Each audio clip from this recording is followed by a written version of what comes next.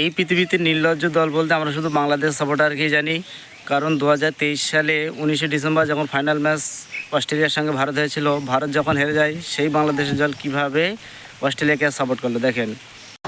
অসাধারণ অসাধারণ অসাধারণ। অবশ্যই অস্ট্রেলিয়া, আমি ছোট থেকে অস্ট্রেলিয়া সাপোর্ট করি, আর কোনো দল না, শুধুমাত্র অস্ট্রেলিয়া।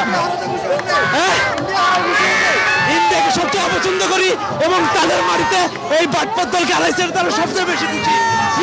সেই পরিপ্রেক্ষিতে আবার কিছু কথা বলতে চাই।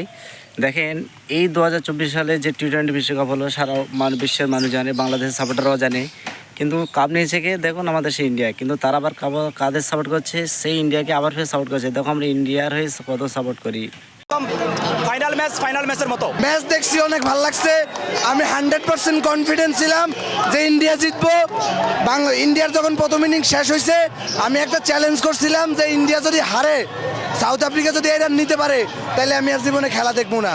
তাহলে এবার আপনারাই বলেন, নির্লজ্জ সাপোর্টাররা কারা? কেন বাংলাদেশকে নির্লজ্জ সাপোর্টার বলবে না? বাংলাদেশ নির্লজ্জ দল, যারা জীবনে কাপ পায়নি, আর আশা করি জীবনে আর কাপ পাবেও না। কিন্তু দেখো, ভারত কাপ নিয়েছে বলে তাদের কত জ্বলছে। আবার দুটো একটা সাপোর্টার আছে যারা ভারতকে অনেক সাপোর্ট করে, তাদের অসংখ্য ধন্যবাদ।